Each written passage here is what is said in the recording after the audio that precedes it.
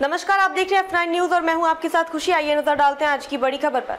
Rail यात्रा को सुगम व सुरक्षित बनाने के लिए सदैव तत्पर आरपीएफ के सभी जवानों को रेलवे सुरक्षा बल के स्थापना दिवस की हार्दिक बधाई एवं शुभकामनाएं। आज पूरे देश में आरपीएफ का स्थापना दिवस मनाया जा रहा है। आज ही के दिन आरपीएफ की महत्वपूर्ण भूमिका को देखते हुए सरकार ने 20 सितंबर 1985 को सशस्त्र बल का दर्जा दिया। इसके बाद से हर साल आज ही के दिन यानी कि 20 सितंबर को आरपीएफ का स्थापना दिवस मनाया जाता है।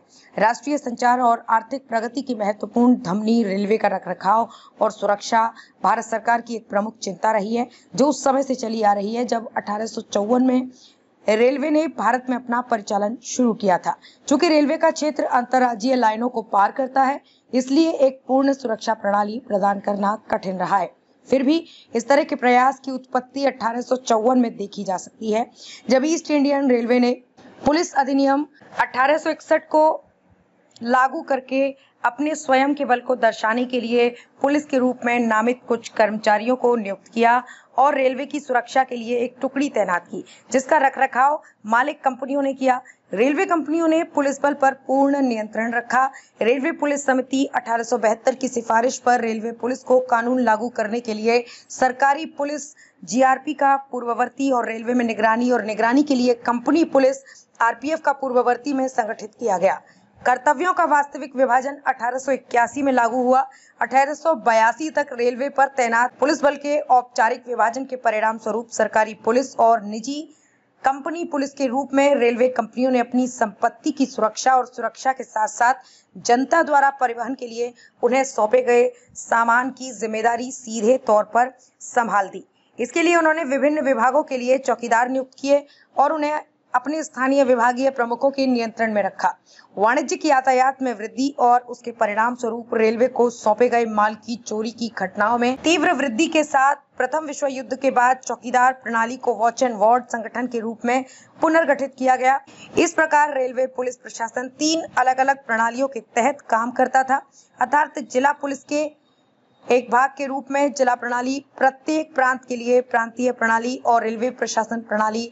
भारतीय पुलिस आयोग 1902 से 1903 की सिफारिशों के बावजूद प्रत्येक रेलवे प्रशासन के लिए अलग रेलवे पुलिस प्रांतीय प्रणाली को रेलवे पुलिस समिति की मौजूदा ताकत से विशेष आपातकालीन बल का गठन किया गया, जिसे विशेष रूप से सीमावर्ती जिलों में ट्रेनों की सुरक्षा का काम सौंपा गया। 1965 में इसका नाम बदल करके रेलवे सुरक्षा विशेष बल कर दिया गया। 1966 में रेलवे संपत्ति अधिनियम बनाकर आरपीएफ को रेलवे संपत्ति की बेहतर सुविधा के लिए कानूनी अधिकार दिए गए। लेकिन जहां आरपीएफ अधिनियम के प्रावधानों को प्रभावी और अनुशासित बल के रखरखाव के लिए जल्दी ही अपर्याप्त पाया गया, वहीं आरपीएफ नियम और विनियम भी न्यायिक रूप से अनुचित पाए गए। तदनुसार आरपीएफ अधिनियम 1957 को संसद द्वारा 20 सितंबर 1985 को अधिनियम संख्या 60/1985 के तहत संशोधित किया गया, ताकि संघ के सशस्त्र बल के रूप में बल का गठन और रखरखाव किया जा सके। अधिनियम के उद्देश्यों को पूरा करने के लिए आरपीएफ नियम 1987 तैयार किए गए। 1981 की सिफारिश पर स्वीकृति मिली और वर्तमान जीआरपी अस्तित्व में आई।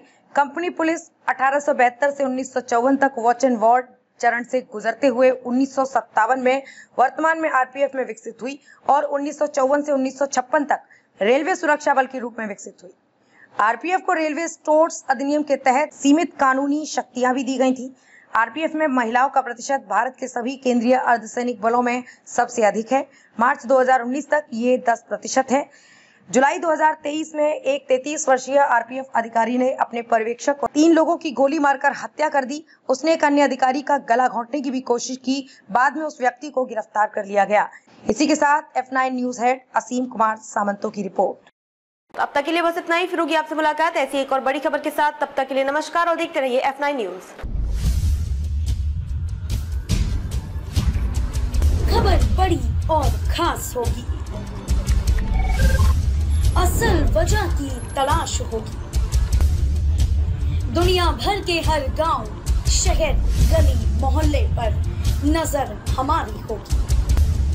खुलेंगी पर्दें, जहन में उठे हर सवाल की बात होगी, हर वो जवाब जो है आपके लिए जरूरी, जिम्मेदारी हमारी होगी। हमारी खबरों में कुछ हटकर होगी बात, देखिए सिक्के के दोनों पहलू F9 न्यूज के साथ।